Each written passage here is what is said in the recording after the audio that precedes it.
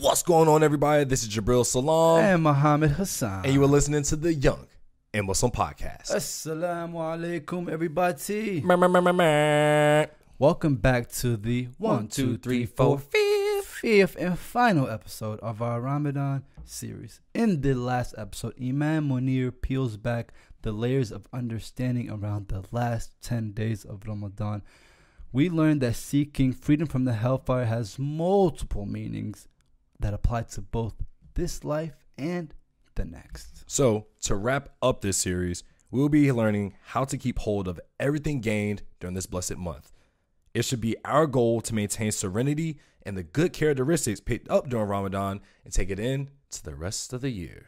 So now let's make sure that we end this Ramadan off on a high note and learn how to grow to our fullest potential as one Ummah. Salam. So finally, Ramadan is over. Yes. We are sad because our friend is leaving. Yes. How do we hold steadfast to everything that we gained and that we were able to just learn during this month until the next time it comes around? Well, the key word is commitment. For some people, commitment, it means different things. Okay. But I love this definition of commitment, that you will do what you said you will do after the spirit you said it in is gone. Isn't that marriage? A good one at least. Yeah, that's true. That's true. All the stuff's getting mixed up. Yeah. So commitment, I say, I'm going to make this commitment. I'm going to do this. I'm going to be here for you, brother. And so 3 days from now, the energy and spirit in which I said it is gone. Yeah. Do you still feel that energy? Have I called you? Have I, So commitment, true commitment is the energy and spirit in which you said it. So you say you make the commitment. You made the intent. Mm-hmm. Your motivation is to get all the blessings that God will give you. Right? Mm-hmm. Get your sins forgiven. Now it's over. Are you going to be committed to what you said your intent was? And then you utilize each other. Yeah. You utilize me. You utilize your mom. You utilize your dad. Strength. Mm. The prophet told us the importance of sitting amongst good company. Yeah. Mm. So you want to keep your muscles strong that you built up, then keep good company and exercise those muscles. Mm. That's easier said than done. You're absolutely correct, but you can do it. So from your experience, what has been the toughest thing, especially for younger Muslims, to keep after Ramadan? Is it the reading? Is it the not overindulging? Is it going back to the bad habits? What are some things that they come back to you with every single year? Brother, man, balance. Help me with my balance. Balance. These are the bros that they still. This reminds me when he went to Umrah. Oh yes. And he came back and my man had no balance.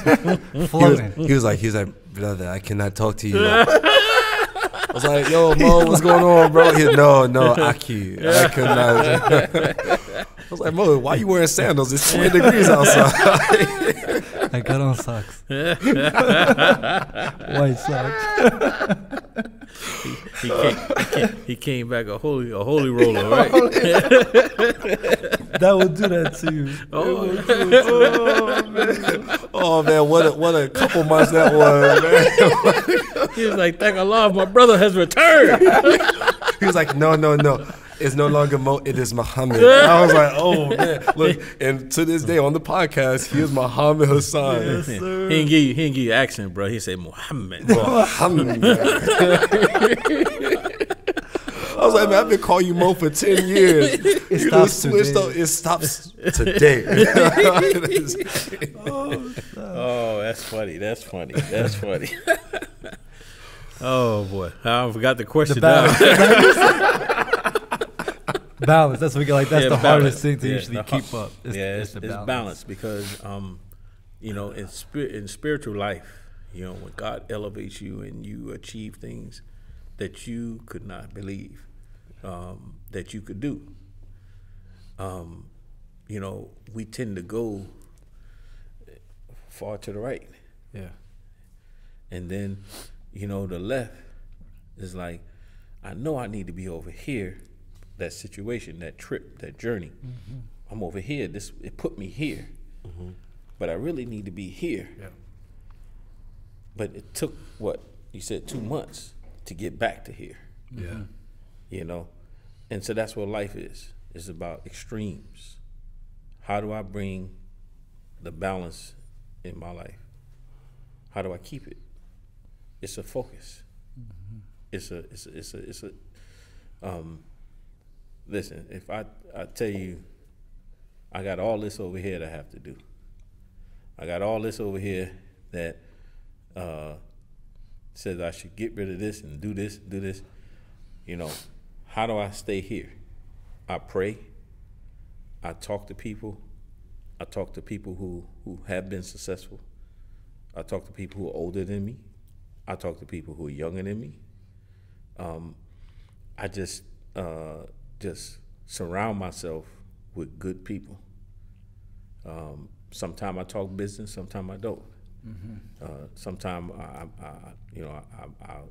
we'll talk about the Quran, we talk about the Prophet, we talk in general, just balance. Mm-hmm. You know, that's the key, and that's what God says, that He created this community, Worcester, that this is a balanced community, mm-hmm. balanced and just. In the first place, you have to be balanced and just with yourself. You want to be successful in whatever realm you want to be successful in, you have to walk in balance, or that realm can swallow you up. And you know, we don't want that. Wow. How do you keep balance, and why is it so hard to stay balanced? Because this is a world of extremes, you know, and the shaitan, the influence of the enemy, the mankind, he wants to pervert things, and part of the perversion is to make you think that this is important or this is more important than this. Mm-hmm. And so that's a constant battle. You know, why can't both things be important? Why can't I give just balance to both? You see, God gave you 2 legs, He didn't give you one. You know? I think that's what I was feeling like this a few weeks ago. I was telling you, bro, I was like, man, there's certain things in my life that I put on cruise control that I just cannot put on cruise control anymore. So I think it's what you said, it's balance, because sometimes we think like, all right, cool, my homie's good, I built him up, perfect, I'll check back up on him in 2 weeks while I take care of this stuff. Mm-hmm. It's daily. You feel me? Mm-hmm. It's daily, whether it's, you know, health, mm-hmm. spiritual, financial, social. Mm-hmm. It's something that you always have to, like, okay, right. It's good. Always keep building up, because like you said, mm-hmm. we're on the string. Mm-hmm. One day we're all over here, mm-hmm. another day we're over here. Because it's hard. Mm-hmm. It is hard work to stay balanced and trying to stay neutral and try to let not things get to you, you know? Right. Are there some practical ways for people to try to find balance? Is it different for everybody? It's different for everybody. Like you said, playing ball, you know, is a leveler. You know, maybe reading the Quran, maybe going to a movie, you know, maybe being in contact with someone on the phone. For everybody, it's something different, you know. But you have to find that thing that gives you the most peace, that gets you back in your center. Ramadan is a reset button. Yeah. But after it, you know, the best way to use Ramadan is everything that you learned and you did in it. Now you know how to go back and hit the reset button. So we should fast. You can. Get you back. Can. Oh, okay. Oh. And what does Allah say? How you're not married, right? Yeah. And you're naturally young, strong men. Fast. And you have urges. Mm-hmm. How do you deal with that? You can't deny it. If you deny it, you make it even stronger. Mm-hmm. So he said, fast. He didn't say fast David, fast every day of the year. He said, just fast, and then go play a couple games and exert that energy, and you'll be back at your baseline.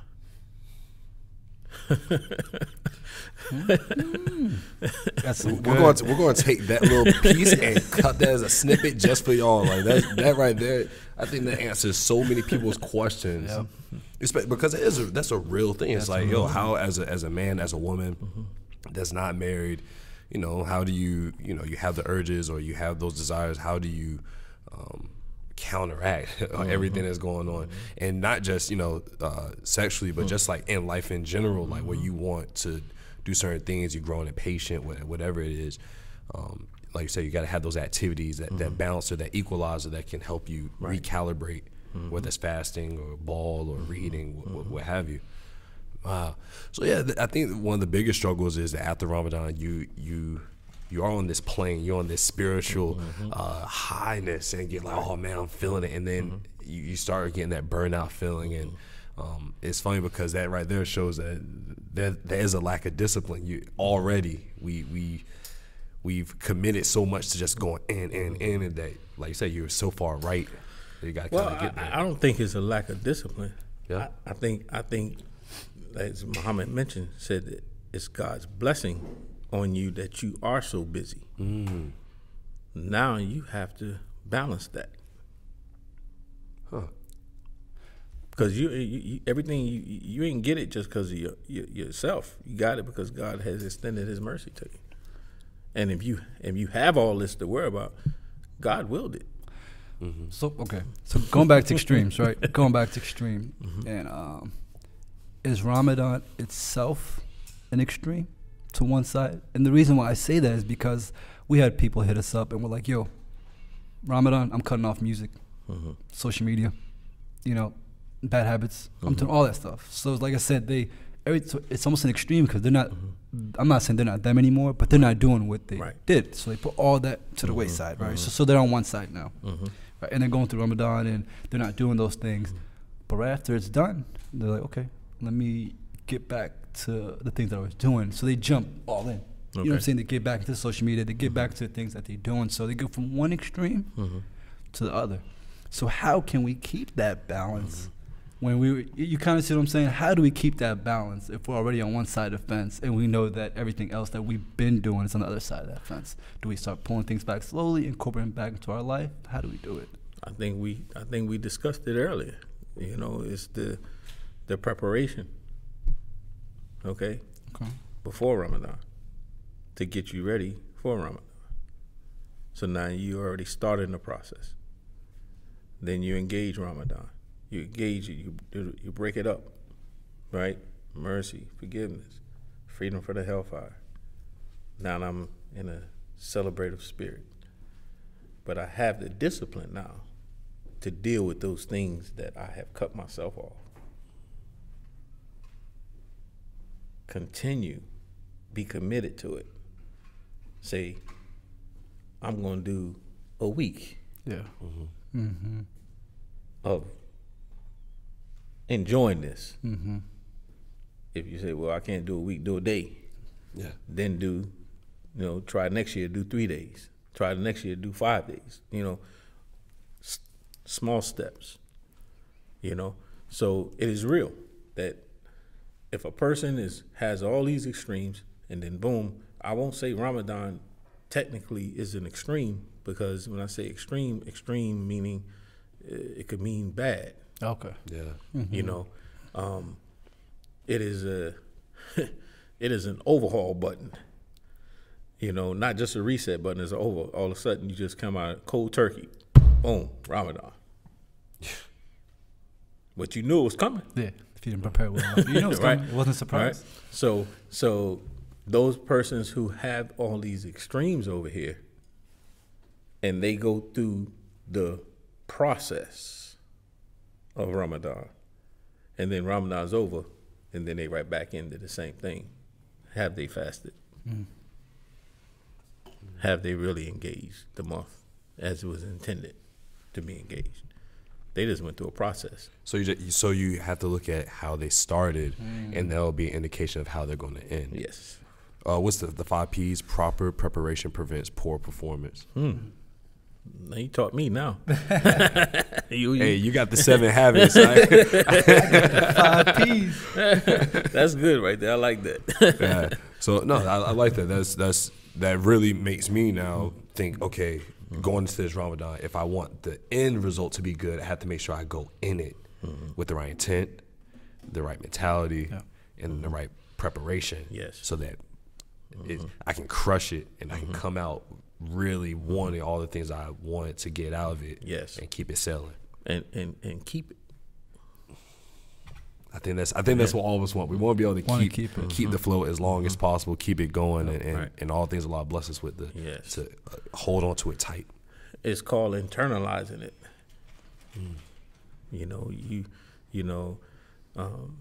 So for a lot of years, a lot of times I hear people, or brothers and sisters, they make the intent to make Hajj. They do it every year. And it's 30 years in. Now they finally making it. Why is that? Because it's all about your intent and your motivation to achieve what you intended. God knew when you was serious about it.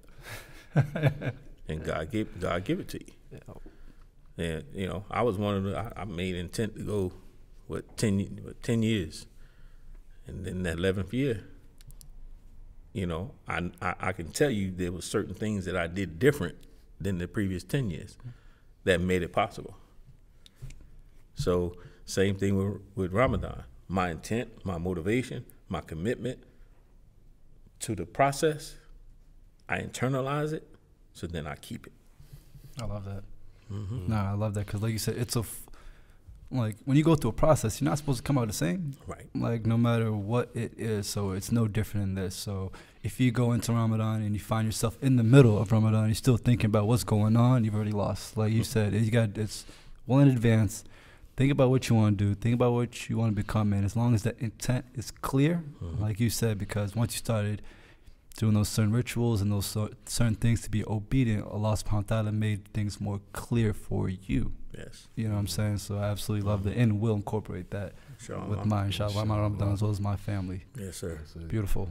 Man, Munir, thank you so much. Thank you. Thank you. The amount that you've given us and our audience, the hundreds, thousands of people that are listening, I pray Allah blesses you for all the people that you're going to touch with these episodes in particular. So thank you for your commitment and just the teaching and the education of the youth, the elders, everybody, because Lord knows we need it. Well, it's my honor, and we are one. We never let anyone separate you all from us. Because of age and number, we still one. I mean, Alhamdulillah. So Muhammad, Thank it you. is that time, my friend. Yes, it is. Let's go ahead and wrap this thing up. All right, great. So everybody, thank you for tuning in to this Ramadan series. If you enjoyed this, make sure you go and hit the like button or subscribe button, or wherever you are listening. Make sure you guys follow and tag along for the rest of this journey. Imam Munir, how can people get a hold of more of your classes, your lessons, or just get in contact with you in general? My email address is Imam Munir, IMAMMUNIR @gmail.com. My wife might get upset. That's my secretary. I give her cell number 336-558-6699. Yes. No solicitation, guys. Only serious inquiries. Text before you call. That'd be good. Identify who you are, please. Got you. So if you guys have questions about Ramadan and guys are ready and hyped, shoot us a DM. And how can they shoot us a DM, Jabril? You can shoot us a DM by giving us a follow on Instagram or Twitter at Young, the letter N Muslim, YOUNG, the letter N Muslim, Young and Muslim.